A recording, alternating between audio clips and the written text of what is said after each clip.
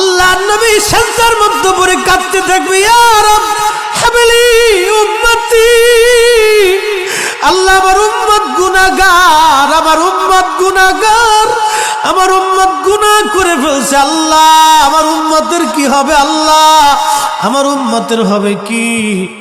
আল্লাহ পাক ডাক দিয়ে বলবেন, হাবিব আপনি আর সিজদায় পড়ে থাকবেন না, মাথা উঠান। আপনি কাঁদেন কেন? মেহশর তো আপনার কান্নার জন্য না নবী, উঠেন, আপনি মাথা উঠান। আপনার জন্য আরশে মুআল্লার ডানে একটা কুরসি পেতে রাখছি, একটা চেয়ার পেতে রাখছি, একটা আসন রাখছি। আপনি নবী সেই আসনে বসবেন।